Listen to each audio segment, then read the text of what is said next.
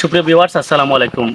আজকে আমি একটা জিনিস নিয়ে আপনাদের সম্মুখে এসেছি। আমি একটা বিষয় যেটা আমি মনে করি, এবং এটা আসলে এই বিষয়টা আসলে অনেকেই ফেস করছেন, এই সমস্যাটা, যে বুকশিমল টু কুলাউড়া যে রোড আছে, সেই রোডে মানিক পীর একাডেমির ঠিক পরবর্তীতে, বুকশিমল যাওয়ার পরে ঠিক পরবর্তীতে একটা ব্রিজ আছে। ব্রিজের দুই পাশটা এত ডাউন যে আপনারা দেখতে পাচ্ছেন হয়তো ভিডিওতে, দুই পাশটা এত ডাউন যে একটু বন্যা হয়ে গেলে, অন্যান্য জায়গায় যখন সাধারণত কাঁচা রাস্তায় পানি যখন উঠে, তখন এই রাস্তাটায় পানি উঠে যায়, যার ফলে দেখা যায় যে একটু পানি বেশি হলে যে বুকশিমল টু কুলাউড়ার যে যোগাযোগ ব্যবস্থা গাড়ি যুগে, সেই ব্যবস্থাটা ব্যাহত হয় এবং গাড়ি চলাচলে বিঘ্ন ঘটার পরে সকাবন বাজার স্ট্যান্ড হয়ে যায়, যার কারণে সকাবন বাজার পর্যন্ত গাড়ি চলাচল থাকে এবং এখান থেকে নৌকা যুগে বুকশিমল যেতে হয়।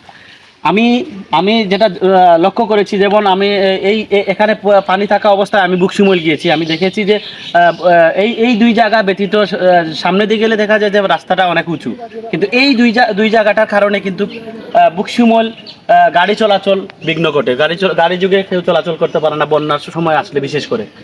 আমি মনে করি যে এই রাস্তাঘাটে প্রতি বছর 2-1 বছর পর পর কাজ চলে, কিন্তু এই রাস্তাটা স্বাভাবিক অবস্থায় কাজ চালিয়ে যাওয়া যায়, কিন্তু একটু খেয়াল করে যদি এই দুই জায়গাটা যদি এক হাত উঁচু করা যেত, এই ব্রিজের এ পাশ এবং ও পাশ দুই পাশ যদি একটু উঁচু করা যেত, তাহলে হয়তো বন্যা আসলেও একদম মহামারী অবস্থা না হলে বুকশিমলের সাথে চোকাপন এবং কুলাউড়ার যোগাযোগ ব্যবস্থা অব্যাহত রাখা যেত। সেক্ষেত্রে আমি মনে করি যে আগামীতে যখন রাস্তার কাজ হবে, আগামীতে যখন আমি আরেকটু দেখাতে চাচ্ছি, এখানে দেখতে পাচ্ছেন আপনারা ভিডিও যুগে, আমার এই ভিডিওর মাধ্যমে দেখতে পাচ্ছেন যে রাস্তায় কতটুকু পানি, কিন্তু অন্যান্য জায়গায় এত পানি নেই। এর প্রধান কারণ হচ্ছে এই রাস্তাটা শুরু থেকে এই রাস্তাটা নিচু নিচু নিচু। এখন এই দুইটা জায়গা যদি একটু উঁচু করা যেত, তাহলে হয়তো বুকশিমল টু চোকাপন এবং কুলাউড়ার মধ্যে গাড়ি যুগের যে যোগাযোগ, সিএনজি এবং লাইটেস বলেন, সাইকেল বলেন, মোটর সাইকেল বলেন, সব কিছু নিয়ে যাতায়াত করা যেত। আর এই দুই জায়গা নিচু থাকার কারণে বুকশিমলে মানুষের এত সমস্যার সৃষ্টি হচ্ছে যে তারা চোকাপনে আসার পর চোকাপন থেকে নৌকা যুগে তারা চিলারখান্দি হয়ে জাবদা হয়ে তারপর বক্সিমল যেতে হয়।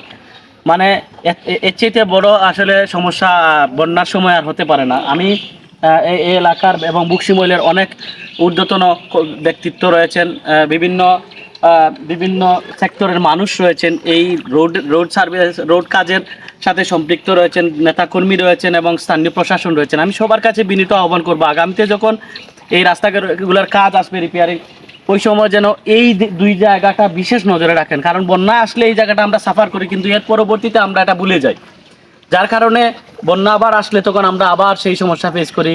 নৌকা যুগে যেতে হয়, 20 টাকার ভাড়া 50 টাকা 100 টাকা দিতে হয় এবং যাতায়াতের অনেক সমস্যা হয়, বিশেষ করে মহিলাদের এবং অসুস্থ যারা আছেন তাদের ক্ষেত্রে আসলে যোগাযোগ ব্যবস্থাটা কত প্রয়োজন, সেটা যে সমস্যার মধ্যে পড়ে সে বুঝতে পারে। তো এক্ষেত্রে আমি মনে করি যে আগামীতে আমার বিশেষ অনুরোধ থাকবে যে আগামীতে যখন এই রাস্তাগুলোর কাজ হবে, তখন বিশেষ করে যেন এই ব্রিজের এপাশ এবং ওই পাশের দুইটা জায়গার প্রতি বিশেষ নজর থাকে, এবং এক্ষেত্রে যদি শীর্ষস্থানীয় ব্যক্তিবর্গের যদি আলোচনা করতে হয়, কথা বলতে হয়, অবশ্যই আপনারা কথা বলবেন, এটা আমার বিশেষ অনুরোধ থাকবে। এবং আগামীতে এই রাস্তার কাজ আসলে অন্তত আমি আমি আমি এই ভিডিওর মাধ্যমে বলতে চাই যে দয়া করে এই রাস্তাটা এই জায়গা এবং এর ওপাশের যে জায়গা আছে, এই দুইটা জায়গা যেন অন্তত এক হাত উঁচু হয়। আর কোথাও এমন সমস্যা, এই দুইটা জায়গা উঁচু হয়ে গেলে পানি থাকলেও বুকশিমল টু কুলাউড়ার গাড়ি যুগে যোগাযোগ ব্যবস্থাটা অব্যাহত থাকবে, কোনো ব্যাঘাত ঘটবে না। পরিশেষে সবাইকে আবারও ধন্যবাদ জানাচ্ছি, এবং এই ভিডিও যারা দেখবেন এবং তারা অবশ্যই এই বিষয়টা বিবেচনা করবেন, এবং ভুল ত্রুটি হলে অবশ্যই ক্ষমা সুন্দর দৃষ্টি দেখবেন। সবাইকে আবার ধন্যবাদ। আসসালামু আলাইকুম।